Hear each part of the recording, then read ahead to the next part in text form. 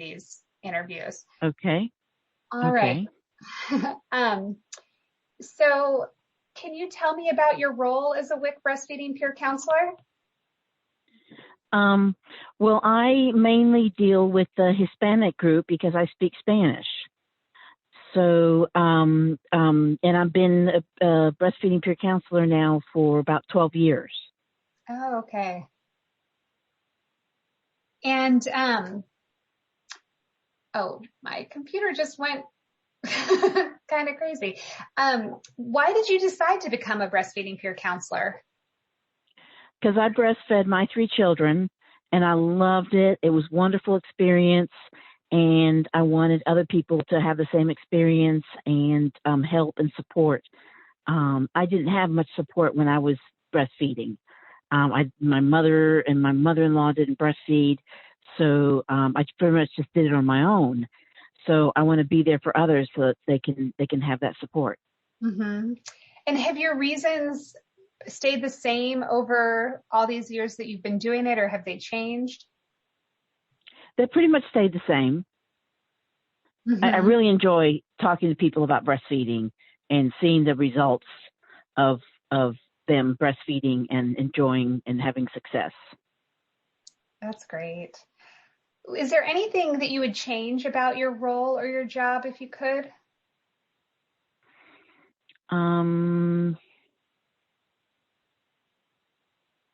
Just maybe try and reach more people.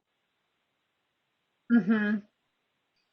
Yeah, because I think that there's people that I'm not reaching because they're just not in the program, or they turn the program down. And sometimes I wish I was there for them. Mm-hmm. Is there anything that would make your job easier? Well, that's kind of a interesting question because of COVID. Right. The job would be easier if I was actually next to the person, talking to them in person instead of over the phone. It's very hard to explain to somebody how to breastfeed and how to hold a baby and all that kind of stuff, different positions and stuff like that when you're not with them. Mm-hmm. But in the past, I was able to be with them. But what was the question again? I'm sorry. Yeah, if there's anything that would make your job easier. Okay. No, that's it. Just if this COVID would go away. Yeah. Wouldn't that be great? Yeah. Could you describe for me a typical day of being a WIC breastfeeding peer counselor? Pretty much I have a little file that has all the people that are in my program, and I put them in as you know who needs to be followed up when and all that kind of stuff. And so I just pretty much just pull out what I have for the day and give them a call and talk to them and see if they're having any problems, seeing everything's going okay, checking in on them and stuff like that. Mm-hmm. But that's pretty much it. And how many hours a day and days a week do you typically work? Well, I work 5 days a week, and I call people 5 days a week. But my role, because we have 2 breastfeeding peer counselors here. One takes care of the English speakers, and I take care of the Spanish speakers. And at the moment, I do other things besides breastfeeding peer counselor. I'm also an MOA at the WIC office, and I'm also an interpreter. So Okay. so I split my time. So it's not 8 hours a day as a breastfeeding peer counselor. Mm-hmm.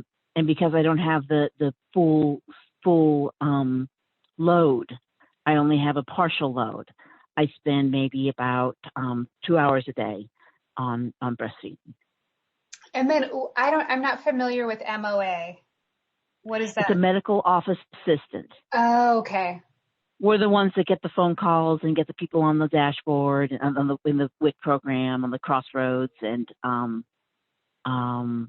ask them the questions to get them ready to talk to the nutritionist. Oh, okay. And then you also do interpreting? Yes. Yeah. If there's anybody that's on the program that needs an interpreter, I'm the interpreter. Oh, okay. That's why I have all the Hispanics.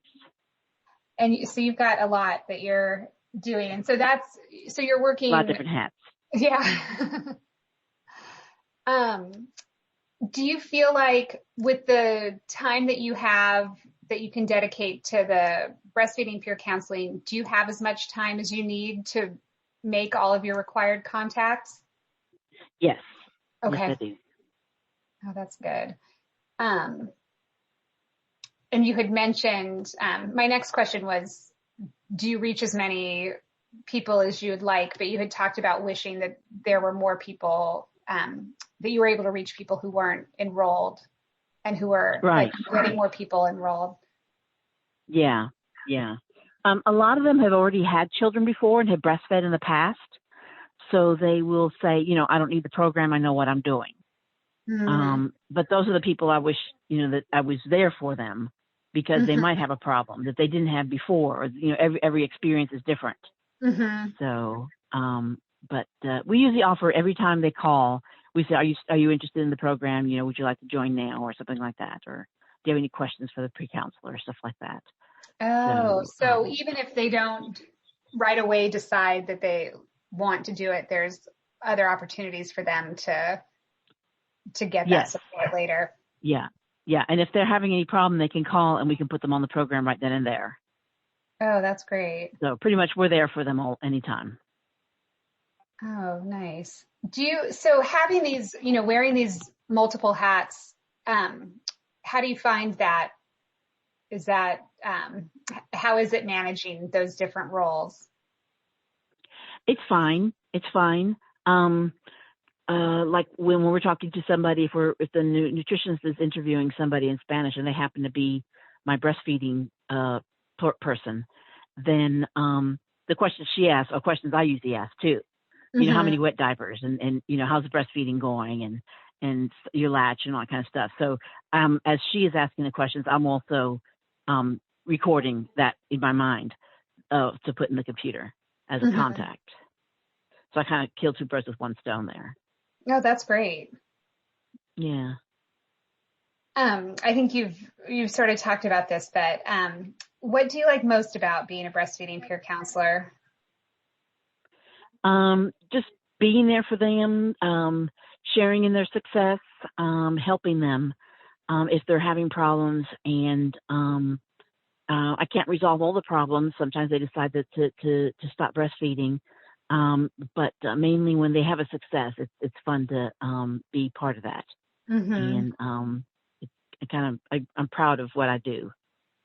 Yeah. Is there one example that you could share of a peer counseling experience that you're especially proud of? Or I'm sure with all the years that you've been doing this, you must have so many, but is there one that you'd like to share? Well, I give my success always to the clients. I don't take, what is the word? I don't call it my success. It's their success.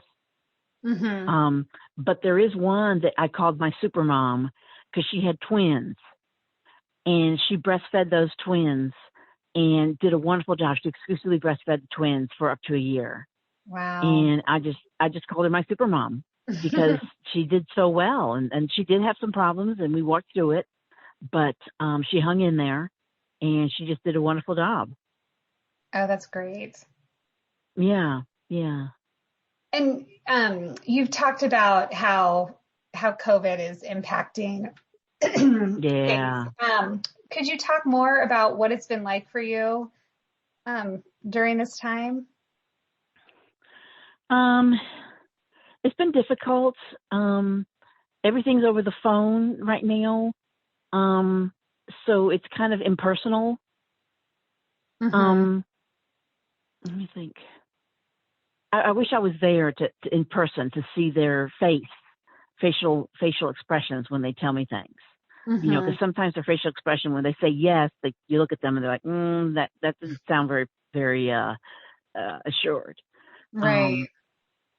So, or I can see that there's that, they might say yes, and then I can say, no, there's something else going on. What is it?